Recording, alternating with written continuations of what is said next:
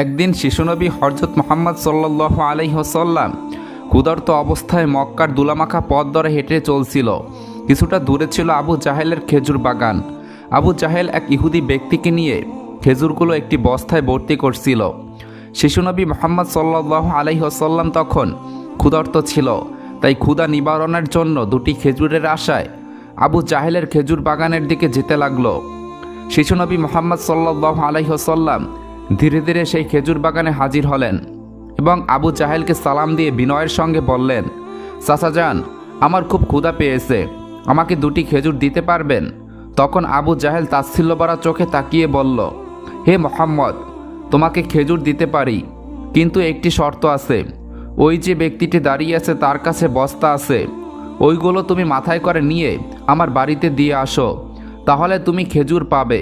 তখন শিশুনবী সাথে সাথে ওই ইহুদি ব্যক্তির কাছে চলে গেলেন।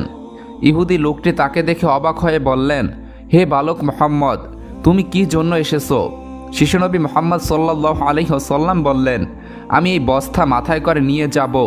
ইহুদি ব্যক্তিটি বললেন, এই ছোট বয়সে তুমি কি এই বস্তা নিয়ে যেতে পারবে?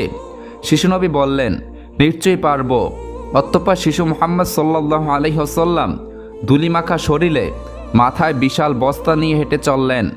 ছোট ছোট পা, ক্লান্ত দেহ, কিন্তু চেহারায় এক অপার্থিব শান্তি।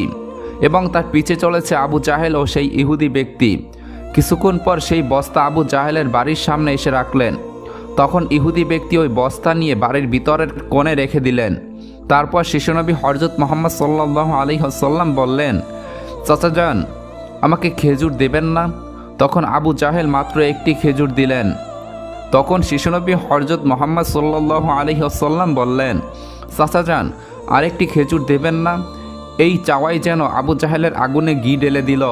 সে রেগে গিয়ে হঠাৎ করে একটি প্রচণ্ড থাপ্পড় মারল শিশু মুহাম্মদের গালে। সঙ্গে সঙ্গে সূর্য যেন হঠাৎ ডুবে গেল, আকাশ কেঁদে উঠল, বাতাস স্তব্ধ হয়ে গেল, পাহাড় পর্বত যেন অস্ত্র জড়ালো। যে কি একটি নিষ্পাপ শিশুর উপর এমন অন্যায় নিষ্ঠুর! আবু জাহেল হাসতে হাসতে ঘরে প্রবেশ করল। ঠিক তখনই ঘটল এক অলৌকিক ঘটনা। খেজুর ভর্তি বস্তায় মুখ খুলতেই আবু জাহেল হতবাক হয়ে গেলেন। আবু জাহেল দেখল বস্তায় সমস্ত খেজুরগুলো ছোট ছোট পাথর হয়ে গেছে। চোখের সামনে এমন অলৌকিক ঘটনা দেখার পর বিস্ময় হতবাক হয়ে গেল।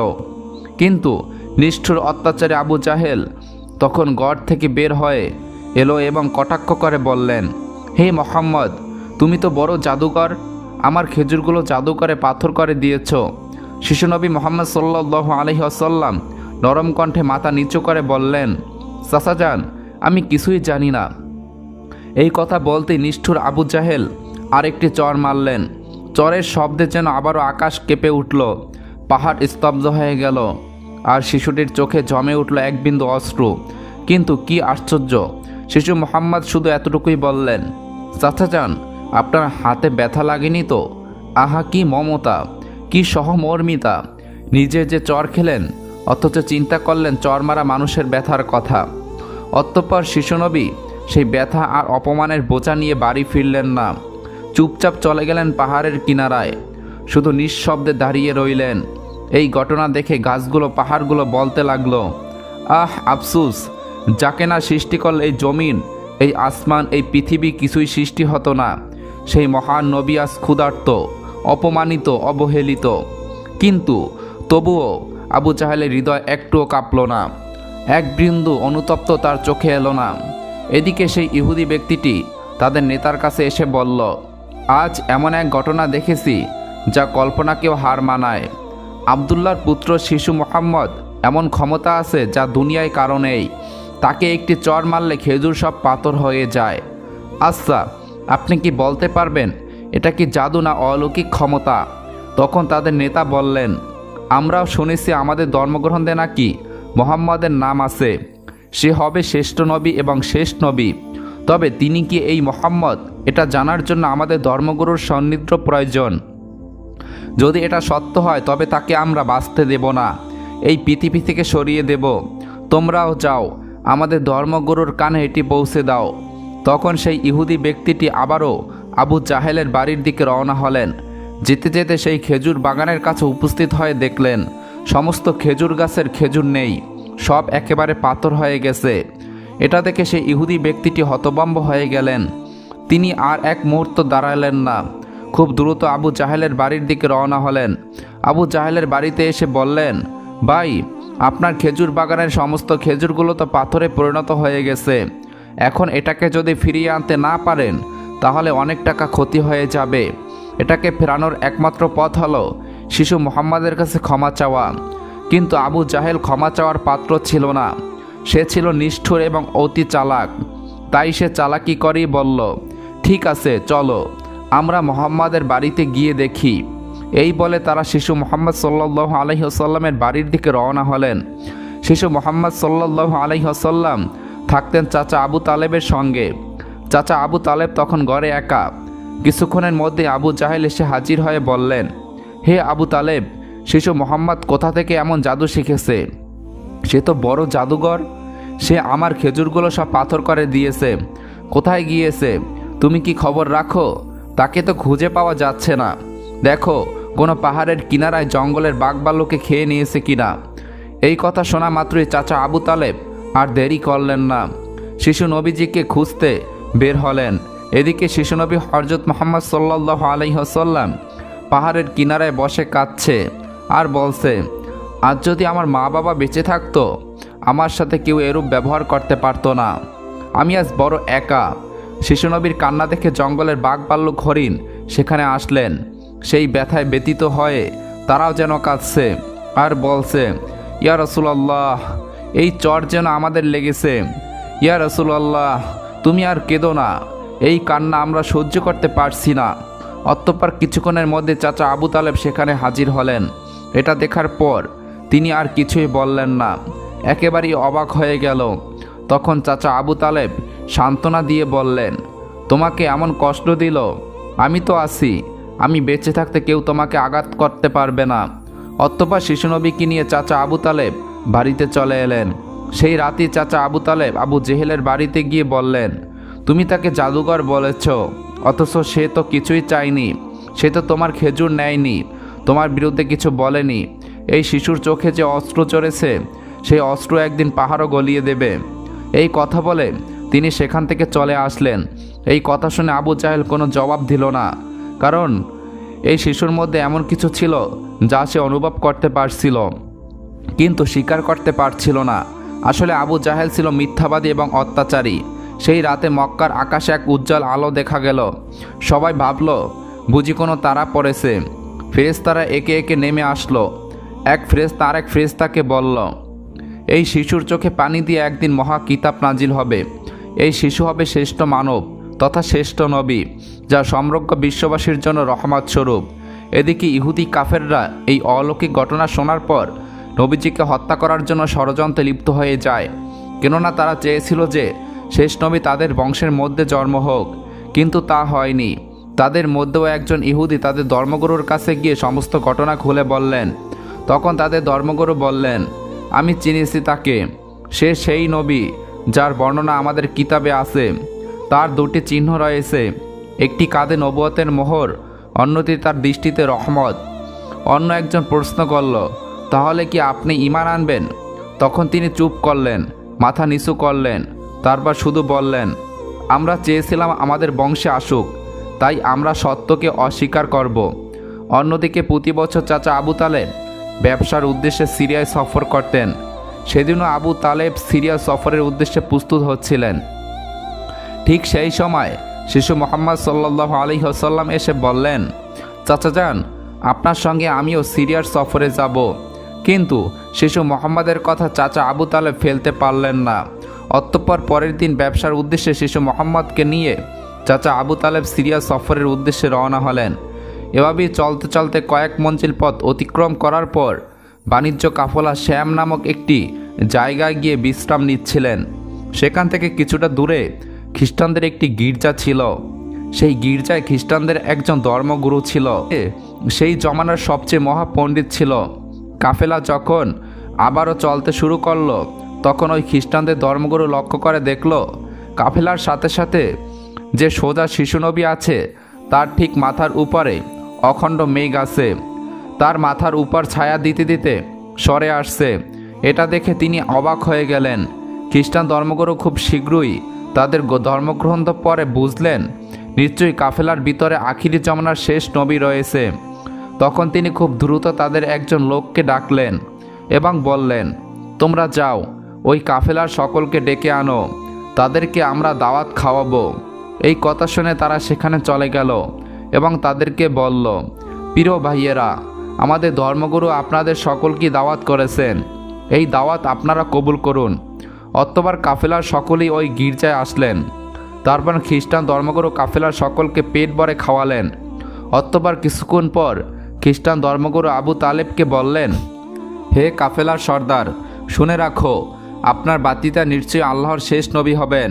তার পৃষ্ঠদেশে মোহরের নবুয়াত খচিত আছে। তার প্রতি তুমি খুবই সতর্ক থাকবে এবং তাকে কোথাও একা যেতে দেবেন না। কেননা ইহুদি নাসারাগণ এটা জানতে পারলে, চিনে ফেললে তারা শিশু মোহাম্মদকে প্রাণনাশের চেষ্টা করবে, এতে কোনো সন্দেহ নেই।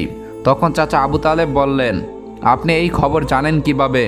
খ্রিস্টান ধর্মগুরু বললেন, আমি তাওরাত কিতাবে এই ঘটনার বর্ণনা পেয়েছি। তুমি যাও, তোমার বাতিজাকে এখানে ডেকে আনো। তখন চাচা আবু তালেব শিশু মোহাম্মদকে সেখানে আনার জন্য চলে গেলেন।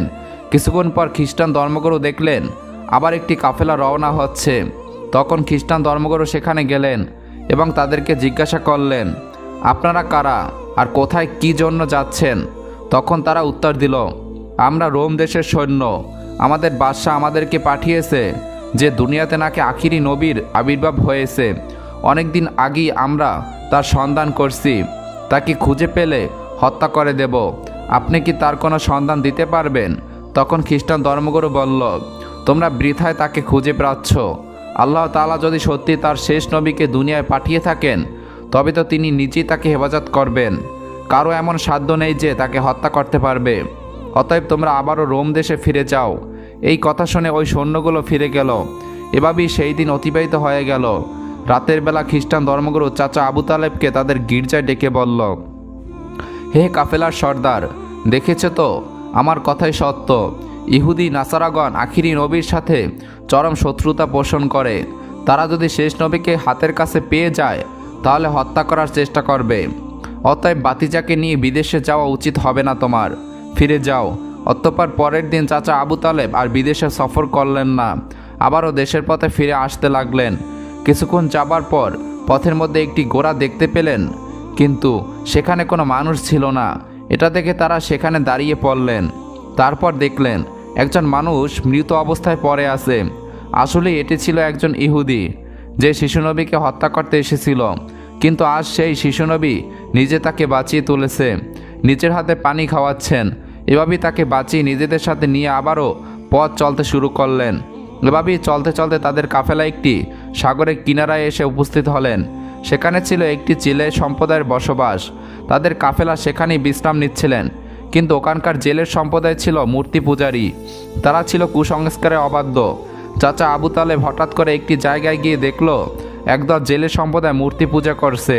তখন তাদের মধ্যে একজনকে জিজ্ঞাসা করল, প্রিয় ভাইয়েরা, আপনারা এমন করে মূর্তি পূজা করছেন কেন? তখন সেই ব্যক্তি বলল, আমাদের জালে বহুদিন থেকে মাছ ধরা পড়ে না, তাই সমুদ্রের দেবতাকে খুশি করার জন্য এই পূজার আয়োজন করেছি। এদিকে শিশু মোহাম্মদ সাল্লাল্লাহু আলাইহি ওয়াসাল্লাম লক্ষ্য করে দেখলেন একটি বড় মূর্তির সাথে একজন মা ও তার বাচ্চাকে সেকুল দিয়ে বেঁধে রাখা হয়েছে, তাদেরকে বলি দেবে বলে। কেননা এই জেলে সম্প্রদায়ের বিশ্বাস ছিল এভাবে বলি দিলে তাদের দেবতা খুশি হবে, তাদের জালে আবারও মাছ ধরা পড়বে। তখন শিশু মোহাম্মদ সাল্লাল্লাহু আলাইহি ওয়াসাল্লাম সেখানে গেলেন এবং তাদেরকে শিকল খুলে মুক্তি করে দিলেন। সেই মুহূর্তে একজন ছেলে সেখানে গেলেন এবং বললেন, আমরা যাদেরকে বলি দিব বলে বেঁধে রেখেছিলাম তাদেরকে একজন বাচ্চা খুলে দিয়েছে। এটা শুনে তারা সবাই অতি দ্রুত নবীজিকে ধরতে সেখানে যেতে লাগলো। তখন চাচা আবু তালেব তাদেরকে থামাতে গেল, আর সেই সাথে সাথেই তারা সবাই দেখতে পায় সমুদ্রের কাছে সেই বড় মূর্তিটি আপনা আপনি ভেঙে পড়েছে। সমুদ্রের ঢেউ উঠেছে আর সেই ঢেউয়ের সাথে সাথেই অনেকগুলো মাছ উপরে চলে এসেছে। এটা দেখে সমস্ত জেলে সম্প্রদায় মানুষ অনেকগুলো মাছ ধরে এবং তারা নিজেরা অনেক খুশি হয়ে যায়। এটা দেখে আবু তালেব অবাক হয়ে যায়। আসলেই নবীজি তখন সমুদ্রের ধারে দাঁড়িয়ে আল্লাহর কাছে দোয়া করছিলেন। নবীজির দোয়ার বরকতে আল্লাহ তাআলা তাদেরকে মাছ দিয়েছিলেন। অতঃপর তাদের কাফেলা মক্কার দিকে রওনা হলো। মক্কায় আসার পর শিশুনবী হযরত মুহাম্মদ সাল্লাল্লাহু আলাইহি ওয়াসাল্লাম চাচা আবু তালেবের ছাগল নিয়ে চড়াতে যেতেন। একদিন ছাগল চড়িয়ে ফেরার পথে শিশুনবী দেখতে পান এক জায়গায় দাস দাসীদের কেনাবেচা চলছে। পুরুষদের গরম রড দিয়ে অত্যাচার করছে এবং মহিলাদের উচ্চ দামে কেনাবেচা চলছে। এটা দেখে শিশুনবী অনেক কষ্ট পায়। এদিকে নবীজির এক চাচা আবু লাহাব দাস দাসীকে কেনাবেচা করত। তিনি একজন দাসকে বেশি দামে বিক্রি করে দিচ্ছিলেন।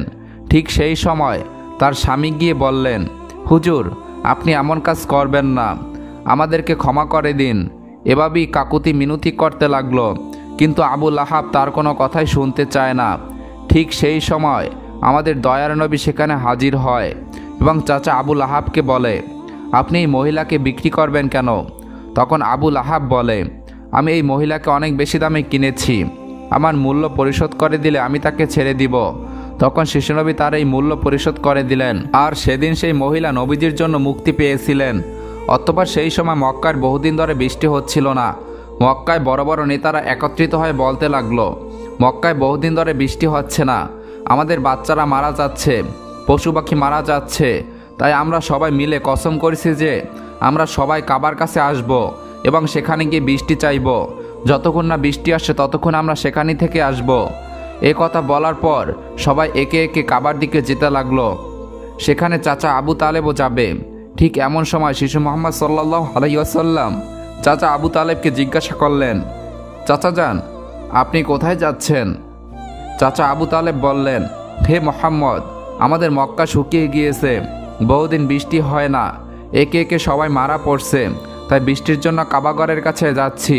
তখন শিশুনবী বললেন, চাচা যান, আপনি আমাকে সাথে নিয়ে চলুন। তখন চাচা আবু তালেব বললেন, হে মুহাম্মদ, তুমি এখন ছোট, সেখানে মক্কার বড় বড় নেতারা থাকবে, আমি যদি তোমাকে নিয়ে যাই তাহলে সকলেই আমাকে অপমান করবে। তখন শিশুনবী বললেন, চাচা যান, আপনি আমাকে সাথে নিয়ে চলেন, তারা যদি আমাকে সেখানে থাকতে না দেয় তাহলে আমি চলে আসব। শিশুনবীর মুখে এমন কথা শোনার পর চাচা আবু তালেব তার কথা ফেলতে পারলেন না। আসলে তিনি তাকে খুবই ভালোবাসতেন, তাই তিনি তাকে নিয়ে কাবার দিকে রওনা হলেন। কিছুক্ষণ পর তারা কাবার কাছে গিয়ে হাজির হলেন। দেখলেন কাবাগরের কাছে মক্কার বড় বড় নেতারা হাজির হয়েছে, আশেপাশের পুরুষ মহিলা সবাই হাজির হয়েছে, কেননা তারা শপথ নিয়েছে বৃষ্টি না আসা পর্যন্ত কাবাগর আঁকড়ে ধরে রাখবে। মক্কার বড় বড় নেতারা বলতে লাগলো, হে আবু তালেব, তুমি কি জানো না আমরা এখানে শপথ করে এসেছি? তুমি এই শিশুটিকে কেন নিয়ে এসেছো? এখানে তো আর কোনো প্রয়োজন নেই। তখন আবু তালেব বললেন, হে মুহাম্মদ, তুমি পিছনের দিকে চলে যাও। এ কথা শুনে শিশু মুহাম্মদ পিছনের দিকে চলে গেলেন। অতঃপর মক্কার বড় বড় নেতারা একসাথে বলতে লাগলো, হে কাবাগরের স্রষ্টা, আমাদের পানির ব্যবস্থা করে দিন, আমরা আর পারছি না। এভাবেই বলতে বলতে সারা রাত কেটে গেল, কিন্তু একটু বৃষ্টি হলো না। সকাল গড়িয়ে দুপুর হয়ে গেল, বৃষ্টি হলো না। এদিকে কাবাগরও গরম হতে শুরু করলো। এর মাঝে তিনজন গরম সহ্য করতে না পেরে গরমে অজ্ঞান হয়ে গেল। কিছু লোক তাদেরকে নিয়ে এক জায়গায় চিকিৎসার ব্যবস্থা করলেন। ওদিকে একজন চাচা আবু তালেবের পিছনে আঁকড়ে ধরলেন। চাচা আবু তালেব যখন পিছনে ফিরে তাকালেন, দেখলেন শিশু মুহাম্মদ সেখানে দাঁড়িয়ে আছে। অত্যন্ত রেগে গেলেন এবং বললেন, হে মুহাম্মদ, তুমি এখানে কেন? তখন শিশু মুহাম্মদ বললেন, চাচা যান, আমাকে আসতে দিন, আমি আসলে মহান আল্লাহ রাব্বুল আলামিন পানি বর্ষণ করবেন।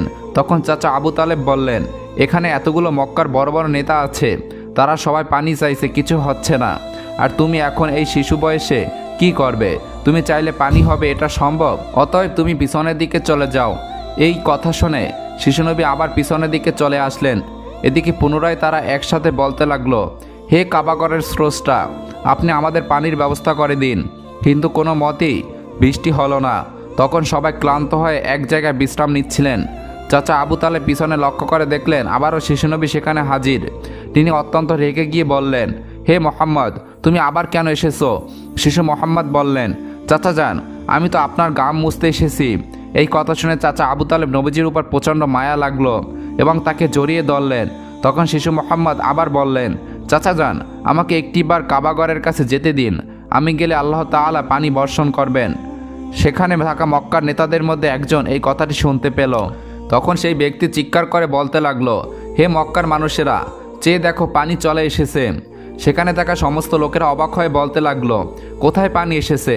এখানে তো আমরা সবাই গরমে মারা যাচ্ছি, আর তুমি বলছো পানি চলে এসেছে। তাদের মধ্যে থেকে একজন বলল, হে মোহাম্মদ, তুমি এগিয়ে যাও। কিন্তু অন্য নেতারা বলল, আমাদের মতো বড় বড় নেতা থাকতে যদি শিশু মোহাম্মদ সামনে চলে যায় তাহলে আমাদের মান সম্মান সব চলে যাবে। অতঃপর অনেক আলোচনার পর শিশু মোহাম্মদকে কাবাগরের সামনে যাবার অনুমতি দেওয়া হলো। শিশু মোহাম্মদ সাল্লাল্লাহু আলাইহি ওয়াসাল্লাম যখন কাবাগরের কাছে গিয়ে আকাশের দিকে মুখ তুললেন এবং আল্লাহর কাছে দোয়া চাইলেন, সঙ্গে সঙ্গে মক্কার বুকে মুষলধারে বৃষ্টিপাত শুরু হলো। দেখতে দেখতে মক্কার চারিদিকে বৃষ্টিতে পরিপূর্ণ হয়ে যায়। এটা দেখে মক্কার মানুষেরা খুবই খুশি হয়ে যায় এবং বৃষ্টিতে ভিজতে ভিজতে সবাই তাদের বাড়িতে চলে যায়। বন্ধুরা, এই কাহিনীটি একটি ইতিহাস নয়, এটি একটি কষ্ট আর তাকওয়ার এক জীবন্ত নিদর্শন। আমাদের দয়ার নবী, রহমাতের নবী কতই না কষ্ট পেয়েছেন। তিনি এত কষ্ট সয়েও কাউকে অভিশাপ দেননি, শুধু দোয়া করেছিলেন, হে আমার রব, আমার উম্মতকে মাফ করে দাও, তারা জানে না আমি কে। এই সেই নবী যাকে সৃষ্টি না করলে এই পৃথিবীর কিছুই সৃষ্টি হতো না। আল্লাহ তাআলা আমাদের সবাইকে সঠিক বুঝদান করুক। বন্ধুরা, এরকম ভিডিও পেতে আমাদের চ্যানেলটি সাবস্ক্রাইব করে এই ভিডিওতে একটি লাইক দিয়ে দিন।